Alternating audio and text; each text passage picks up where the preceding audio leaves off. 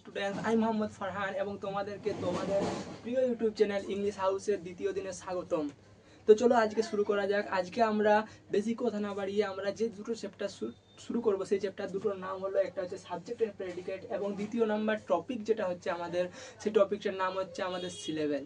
এই দুটো টপিককে আমরা খুব ইন ডিটেলস এবং পরিষ্কারভাবে বুঝে নেওয়ার চেষ্টা করব এবং আমরা প্রথম দিনে যে ক্লাসটা করেছিলাম সেটা সর্বপ্রথম আমরা একটুকু রিপিট করে নেব যাতে মেমোরাইজ হয়ে যায় এবং আমাদের পরবর্তী সময়ে যাতে আমাদের মনের মধ্যে রয়ে যায়, ক্লাসটা না ভুলে যাই, সেই জন্য আমরা প্রথমে রিপিট করে নেব এবং তারপরে আমরা এই দুটো টপিক নিয়ে ইন ডিটেলস আলোচনা করব। তো সর্বপ্রথম শিখেছিলাম আগের দিনে আমাদের সর্বপ্রথম যেটা করেছিলাম সেটা হচ্ছে আমরা ইংরেজিতে মোট কোটি অক্ষর ছিল, 26টা অক্ষর ছিল। 26টা অক্ষরকে একসাথে কি বলা হয়, একবারে জিরো লেভেল থেকে আমরা শুরু করেছিলাম, কেন কি আমাদের সিরিজটার নামই হচ্ছে জিরো থেকে হিরো, ইংলিশ গ্রামারের। তো আমরা এটা আগের দিন কি করেছিলাম, আগের দিন আমরা একবারই এ থেকে যে 26টা অক্ষরকে একসাথে বলা হয় অ্যালফাবেট। অ্যালফাবেটকে লেখা কোভাবে হয়, দুভাবে লেখা হয় এবং অ্যালফাবেটকে কই ভাগে ভাগ করা হয়, কি কি ভাওয়েল কাকে বলে, কনসোনেন্ট কাকে বলে, ভাওয়েল কই প্রকার, কনসোনেন্ট কই প্রকার, সমস্ত কিছু আমরা ইন ডিটেলস বুঝেছি আগের দিনের ক্লাসে। যারা না দেখে থাকো তারা আমাদের প্লেলিস্টে যাবে, তোমাদের জন্য একটা প্লেলিস্টও বানিয়ে দেওয়া হয়েছে ইংলিশ গ্রামার জিরো থেকে হিরো, সেই প্লেলিস্টে যাবে এবং প্রথম দিনের যে ডে 1 ভিডিওটা আছে সেটা তোমরা দেখে নেবে। তো আমরা তারপরে কি শিখেছিলাম, তারপরে আমরা ওয়ার্ড করেছিলাম। ওয়ার্ড ওই যে লেটারগুলো এক বা একের বেশি অক্ষর পাশাপাশি বসে একসাথে বসে আমরা ওয়ার্ড বলে ওইগুলো বলেছিলাম এবং আমরা তারপরে আমরা ওয়ার্ডের উপর সেন্টেন্স করেছিলাম। তারপরে আমরা বেশ সম্পর্কে একটু ডিটেলসে আলোচনা করেছিলাম। তো আজকে আমরা সেইখান থেকে আমরা সেন্টেন্সের স্ট্রাকচারটাও করেছিলাম আগের দিন, সেইখান থেকে আমরা শুরু করা যাক। তো আমরা সর্বপ্রথম আগের দিন ওয়ার্ড শিখেছিলাম এবং প্রত্যেকটা ক্লাস একে অপরের সাথে কানেক্টেড আমাদের। কেন কানেক্টেড, কেন কি এই ক্লাসটার নামই হচ্ছে জিরো থেকে হিরো। তো আমরা জিরো থেকে হিরো নামটা দেওয়ার মেন রিজনটাই কি বটে না, প্রত্যেকটা ক্লাস একে অপরের সাথে কানেক্টেড। যারা আগের দিন না ক্লাস করেছো এবং যারা ইংরেজি গ্রামারে প্রচণ্ড উইক তাদের জন্য এই ক্লাসটা খুবই সমস্যাদায়ক হবে। কেন, আমরা আজকে যে টপিকগুলো করব সাবজেক্ট এন্ড প্রেডিকেট এবং আমরা সিলেবেল যে টপিকগুলো করব সেই টপিকগুলো আগের ক্লাসের সাথেও সম্পর্কযুক্ত। তো তোমরা দেখো সর্বপ্রথম আমরা শুরু করতে চলেছি subject and predicate topic number 1 এবং তারপরে আমরা করব সিলেবেল। তো আমাদের সাথে দেখতে থাকো, আমরা সাবজেক্ট নাম্বার 1 শুরু করছি। আমরা দেখে নেওয়া যাক আজকে দ্বিতীয় দিনের আমাদের প্রথম টপিক যেটা, সেটা হচ্ছে সাবজেক্ট এন্ড প্রেডিকেট। তো আমরা সাবজেক্ট কাকে বলে, বাক্যে যে কাজ করে বা যার সম্পর্কে কোনো কিছু বলা হয় তাকে আমরা সাবজেক্ট বলি। একটা বাক্য ফর এক্সাম্পল আমরা বললাম রাহুল স্কুল যায়, রাহুল প্রতিদিন স্কুল যায় বা রাহুল স্কুল যায়। এখানে প্রতিদিন স্কুল যায় বা স্কুল যায় এই কাজটা কে করছে, কার সম্পর্কে বলা হচ্ছে এই কাজটা, রাহুল স্কুল যায়, এখানে কার সম্পর্কে বলা হচ্ছে, রাহুলের সম্পর্কে বলা হচ্ছে। তাহলে বাক্যে যে কাজ করে বা যার সম্পর্কে কোনো কিছু বলা হয় তাকে আমরা বলি সাবজেক্ট। বুঝা গেল? এরপর দ্বিতীয় নাম্বার আমাদের কি আছে এখানে, প্রেডিকেট। সাবজেক্টের পরে বাকি অংশ বা সাবজেক্ট সম্পর্কে বাকি যা বলা হচ্ছে সেটা আমরা প্রেডিকেট বলি। যেমন ফর এক্সাম্পল আমি বললাম রাহুল স্কুল যায়, এখানে স্কুল যাওয়া কাজটা করছে রাহুল, সাবজেক্ট বললাম। স্কুল যাচ্ছে, কে করছে স্কুল যাওয়াটা, সেটা রাহুল যাচ্ছে স্কুল। তাহলে ওই যে স্কুল যায় সেটা হচ্ছে প্রেডিকেট, সাবজেক্ট সম্পর্কে যেটা বলা হচ্ছে সেটা হচ্ছে প্রেডিকেট। এরপর ফর এক্সাম্পল আমরা দেখে নিই, এক্সাম্পল ধরে আমরা দেখলে আরো বুঝতে আমাদের কনসেপ্টটা অনেক ক্লিয়ার হয়ে যাবে। তো আমরা ধর লিখলাম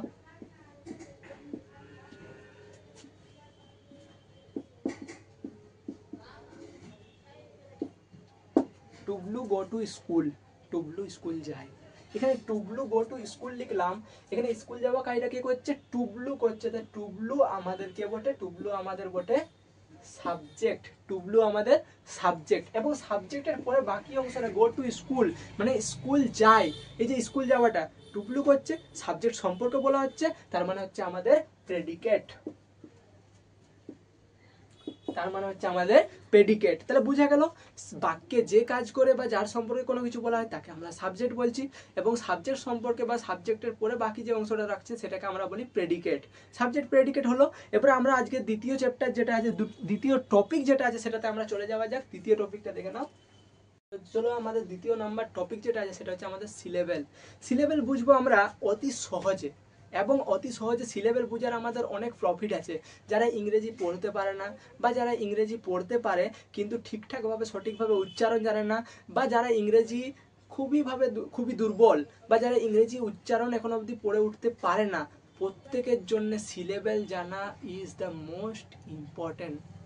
কারণটা কি, কারণটা হচ্ছে সিলেবেল মানে হচ্ছে সবচেয়ে ভাঙনটা। একটা শব্দের যে ভাঙনটা, শব্দকে আমরা যে ভেঙে ভেঙে উচ্চারণ করি, ব্রেক করে করে যে উচ্চারণ করি, সেটা আমাদেরকে সিলেবেল শেখায়। এবার সিলেবেল সম্পর্কে আমরা দেখব। ফর এক্সাম্পল আমি বললাম প্যান, কবারে বললাম? একবারে বললাম। কিন্তু আমি যদি বলি ওয়াটার, কবারে বললাম? দুবারে হলো। এরপরে আমি যদি বলি এলিফ্যান্ট, দুবারে বললাম। এরপরে আমরা যদি বলি টাইগার, কবারে বললাম? দুবারে বললাম, টাইগার।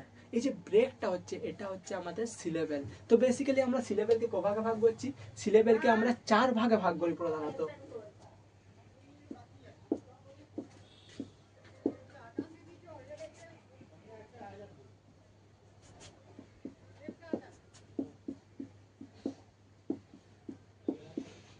তাহলে প্রথম নাম্বার আমাদের কি বটে? মনোসিলেবেল। 1 নাম্বার আমাদের কি বটে? মনোসিলেবেল। 2 নাম্বার আমাদের হচ্ছে ডাইসিলেবেল। তাহলে সর্বপ্রথম আমরা দেখব মনোসিলেবেল কাকে বলে। মনোসিলেবেল মানে হচ্ছে যে শব্দগুলো আমরা একবারে উচ্চারণ করি, যেমন প্যান, ব্যাট, বল, এগুলো আমরা কবারে উচ্চারণ করছি? একবারে উচ্চারণ করছি। প্রত্যেক যে শব্দ একবারে উচ্চারিত হয় তাদেরকে আমরা মনোসিলেবেল বলি। বুঝা গেল? এক্সাম্পল আমরা লিখতেই পারি, প্যান, ব্যাট, এটসেট্রা। 2 নম্বরে আমরা যেটা দেখবো সেটা হচ্ছে আমাদের কি? সেটা হচ্ছে আমাদের ডাইসিলেবেল। দ্বিতীয় নাম্বার আমরা যেটা দেখবো সেটা হচ্ছে আমাদের ডাইসিলেবেল। ডাইসিলেবেল মানে কি? ডাইসিলেবেল মানে হচ্ছে যেগুলো দুবারে করা যায়। কত ইজি না? মনোসিলেবেল একবার, ডাইসিলেবেল দুবার। মনোসিলেবেল একবার, ডাইসিলেবেল দুবার। তো ডাইসিলেবেল দেখা নেওয়া যাক। এরপরে আমরা যদি বলি ডাইসিলেবেলের এক্সাম্পল কি হতে পারে? এলিফ্যান্ট, কবারে বললাম? দুবারে বললাম। আবার যদি বলি আমরা রিজার্ভ, কোনো একটা সিটকে আমরা বলি না রিজার্ভ করে রাখতে হবে, রিজার্ভ, কবারে বললাম? দুবারে বললাম। যাই দুবারে উচ্চারণ করি আমরা তাদেরকে আমরা বলি আমরা ডাইসিলেবেল। যা একবারে উচ্চারণ করি তাদেরকে আমরা বলি মনোসিলেবেল। তাহলে একটা জিনিস আমরা তোমাদেরকে জিজ্ঞাসা করি, ট্রাইসিলেবেল কি হবে? ট্রাইসিলেবেল, এটা তো হাস্যকর ব্যাপার।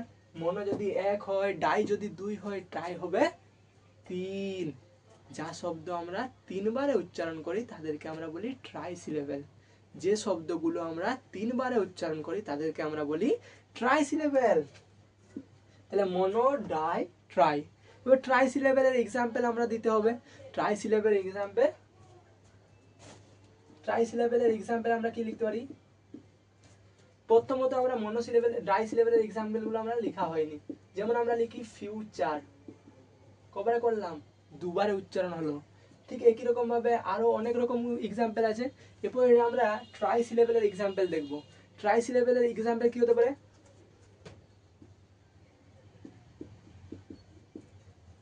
Beautiful, beautiful.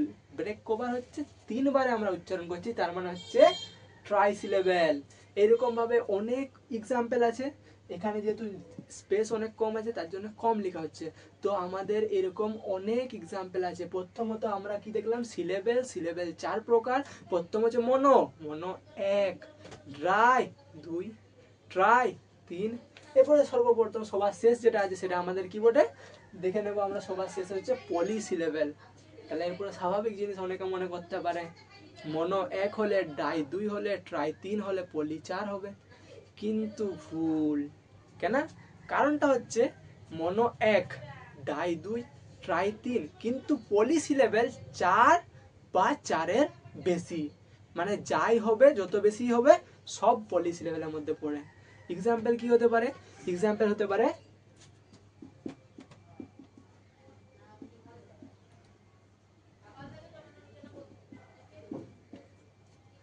ফিলোজফি,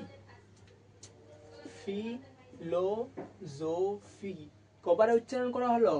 4 বারে আমরা উচ্চারণ করলাম ফিলোজফি। 4 বারে উচ্চারণ করা হলো। তাহলে যে শব্দকে আমরা 4 বারে উচ্চারণ করি বা তার বেশি বারে উচ্চারণ করি তাদের সবাইকে আমরা পলিসিলেবেলের মধ্যে দেখি। তাহলে আমরা আবার একবার রিক্যাপ করে নিই পুরোটা, তারপরে আমরা আমাদের শেষ দিকে গিয়ে যাব। তো আমরা প্রথম রিক্যাপ করে নিই। প্রথম আমরা আজকে কি কি শিখলাম, আজকে দুটো টপিক শিখলাম। আজকে ডে 2 আমরা দুটো টপিকের উপর গুরুত্ব দিয়েছি। প্রথম আমাদের কি ছিল, সাবজেক্ট অ্যান্ড প্রেডিকেট। সাবজেক্ট কাকে বলে, বাক্যে যে কাজ করে বা যার সম্পর্কে কোনো কিছু বলা হয়। প্রেডিকেট কাকে বলে, সাবজেক্ট সম্পর্কে যা বলা হচ্ছে সব কিছুই প্রেডিকেট।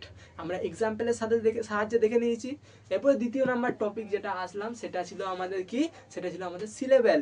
সিলেবেল কাকে বলে, সিলেবেল হচ্ছে শব্দের উচ্চারণের ভাঙন। শব্দকে আমরা যে উচ্চারণ করছি, কতবারে উচ্চারণ করছি, ভাঙনটা, ব্রেকটা, দিস ইজ কল্ড সিলেবেল। সিলেবেলকে কয় ভাগে ভাগ করেছি আমরা, 4 ভাগে। মনো, ডাই, ট্রাই, পলি। মনো, ডাই, ট্রাই, পলি।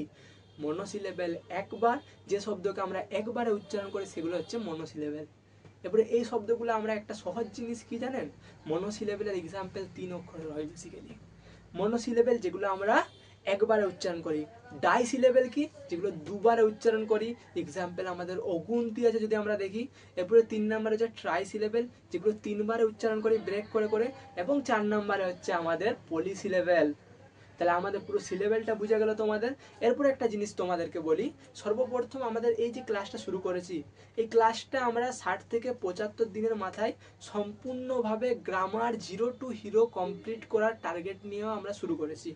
শুধু কি দরকার, শুধু তোমাদের সাপোর্ট দরকার, তোমাদের ভালোবাসা দরকার, তোমাদের পাশে থাকা দরকার। কারণটা কি, কারণটা হচ্ছে চ্যানেলটা তোমাদের, ইংলিশ হাউস। এটা কাদের চ্যানেল, এটা তোমাদের চ্যানেল। তোমাদের সাপোর্ট, তোমাদের সাহায্য ছাড়া আমি অচল। আমার ক্লাসগুলো করা কাদের জন্য, তোমাদের জন্য।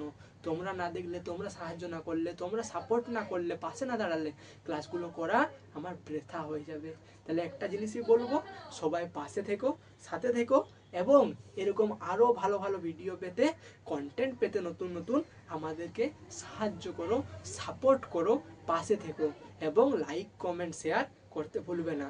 এবং আরেকটা জিনিস, আমরা খুব শীঘ্রই ভাবনা নিয়েছি, প্রত্যেকটা টপিক খুব শীঘ্রই আমি ভাবনা নিয়েছি, প্রত্যেকটা টপিক থেকে আলোচনা করা হবে, পড়ানো হবে। ক্লাস 5, 6, 7, 8, 9, 10 প্রত্যেকটা টপিকের ক্লাস শুরু করা হবে। শুধু কি দরকার, তোমাদের কমেন্ট, তোমাদের ভালোবাসা, তোমাদের চাওয়া।